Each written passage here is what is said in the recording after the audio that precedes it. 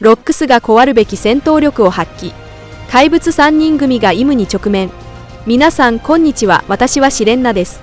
ワンピース第1162情報が公開されました。タイトルはゴッドバレー大乱戦です。鬼の子ヤマトの金稲荷第3ボル44最終部分。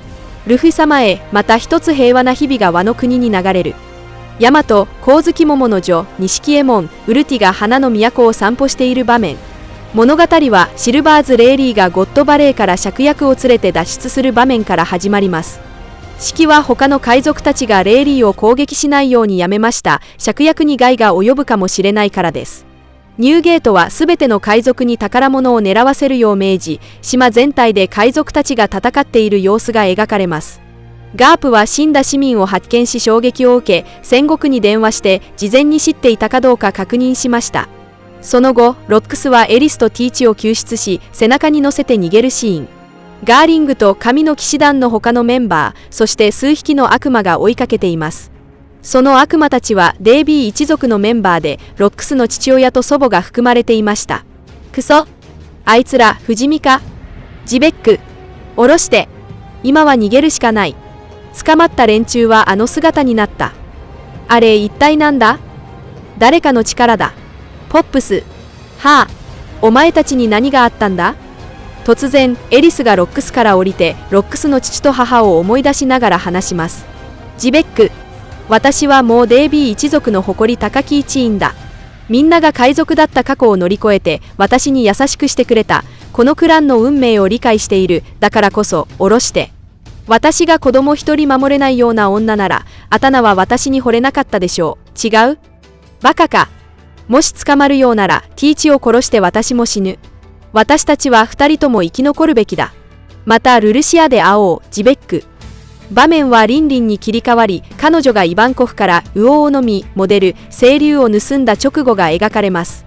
バーソロミュークマが新しい能力で人々を助けているのが見えます。リンリンはその果実を手にして喜んでいます。魚を飲み。片栗にこれを渡さなきゃ。私の未来のクルーは強大な力が必要だ。しかし、突然カイドウがリンリンの背後に現れ、金棒で顔を殴ります。カイドウはすぐにその果実を食べ、清流に変身して空へ飛び去りました。ここには一つの設定の矛盾、つまりストーリーバグが存在する。ビブルカードの設定によれば、片栗は5歳の時点ですでに悪魔の実の能力者だった。つまり、ゴッドバレーの事件が起きた当時、10歳の片栗が理論上2つ目の悪魔の実を食べることはありえない。では、これは小田栄一郎先生の記憶違いなのか、それともビブルカードの情報に誤りがあるのか。再びロックスに戻り、彼はデイビー一族の親戚たちを皆殺しにした場面が描かれます。ロックスは、もしお前らが俺を殺すつもりなら、もちろん俺はお前らを先に殺す、と言います。ガーリングはロックスとの戦いで重傷を負っており、血を吐いています。最後に、イムがサターンの体を使ってゴッドバレーに現れるシーンで話が終わります。サターンはギュキー形態に変身し、イムがイムの影の体を使ってサターンの上に現れます。ロックスはその恐ろしい生物を見て戦う準備をしていましたが、ニューゲートが登場し、共に戦うことを決めます。ニューゲート、こんなことしても得るものはないぞ。お前も助けるつもりか。気にするな。だって、ずっとお前の財布で飲み続けてきたんだしな。以前、エドワード・ニューゲートが芍薬の酒場で酒を飲んでいた際、その飲みしろはずっとロックスが支払っていた。そして、この話の絶対的なクライマックスで、清流に変身したカイドウが空を飛びながら登場し、ロックスとニューゲートに加わります。お前ら、見てくれ。ウォロロロロ、ついに能力を手に入れたぞ。もっと試してみたいんだ。よかったな。こんなに嬉しそうなの初めて見たぞ。ボハハハハ。それは良いんだが、一つ聞いてもいいか。それ一体なんだ。ガープとロジャーもイムの登場に気づきます。海軍や世界政府のエージェントたちはサターンの変身を見て驚いています。サターン星、あの姿は一体なんだ。うわー、モンスターだ。これは夢だろう。この島で何が起こっているんだ。冒険の日々に栄光あれ。何もかも知らなかったよ。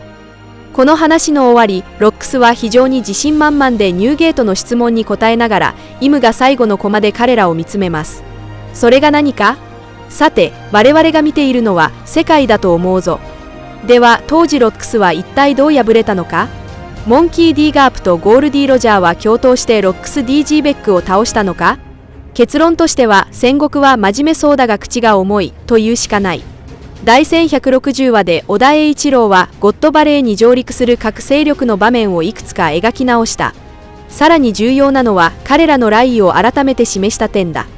ゴールディ・ロジャー率いる海賊団は芍薬を救うために来た。ロックス海賊団の大多数も芍薬を救うためであり、少数派は悪魔の実目当て、ロックス本人は妻子を救うためだった。言い換えれば、ロックス海賊団とロジャー海賊団の目的は一致しており、少なくとも対立するものではなかった。しかし、モンキー・ディ・ガープがゴッドバレーに来る前、彼は人間狩りのことを知らなかった。コングはガープに対して天竜人の修学旅行だとだけ告げた。明らかにコングが嘘をついたのは、もしガープが真相を知れば絶対に海軍としてゴッドバレーに協力しないと理解していたからだ。だからコングはロジャーの動きに関する情報でガープをゴッドバレーへ誘い、ガープが最初にゴッドバレーに到着した目的もロジャーの追跡だった。では、ガープが島に上陸して大量の民間人の遺体を目にしたらどう反応するか。彼の性格からすれば激怒するに決まっている。ガープは必ず犯人を追い、まだ生きている奴隷たちを保護するだろう。ここで問題になるのを、天竜人と当時の島の海軍がガープに真相を明かす勇気があったかどうかだ。彼らは当然認めず、平民虐殺の罪をすべてロックス海賊団に押し付けただろう。当時の彼らの悪名を考えれば、弁明の余地はほとんどない。妻子を救うことだけを考えていたロックスは、ガープや海軍を排除すべき障害とみなした。こうして両者は衝突したのだ。ロジャー海賊団はまず神の騎士団と交戦した。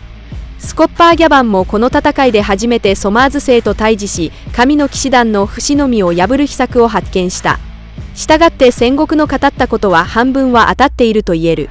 結果から見ると、当時ガープがゴッドバレーで奴隷と天竜人を保護したのは確かだ。しかし実際の動機は無差別に虐殺される民間人を守るためだった。ガープと彼が率いた海軍艦隊は当時モンキー・ディ・ドラゴンが相手にしていた天竜人を手助けして民間人を包囲していた海軍とは全く別の存在だった。それでもなお汚点は避けられなかった。これがガープが後に大将への昇進を辞退し、ゴッドバレー事件について口を閉ざした理由かもしれない。その後、モルガンズは世界政府と結託して事件の全責任をロックス海賊団に押し付け、ガープを表舞台に立てて海軍の英雄に仕立て上げた。モルガンズはその結果出世し、地方の新聞社から世界政府の協力者へと変貌した。ゴッドバレーの対戦終盤、神の騎士団は当時最強クラスの海賊たちに対抗しきれなかった可能性が高く、そこでさらに強力な戦力が介入した。例えば当時ゴッドバレーにいたジェイガル・シアサターン星、さらには最終的にイムが軍庫に憑依する形で直接決着をつけたという筋書きも考えられる。ロックスの妻子に関する秘密は最終的に暴かれ、彼の最大の弱点となった可能性が高い。神の騎士団がその後巨人国で子供を誘拐するなどの悪行を行っている点を参照すれば痕跡は残っている。だからこそモンキー・ディ・ドラゴンはルフィとの関係を徹底して隠したのだろう。これらは今後の展開で徐々に明かされていくと信じたい。この展開は本当にますます白熱してきた。以上が今回の動画の内容です。最後までご視聴いただき本当にありがとうございます。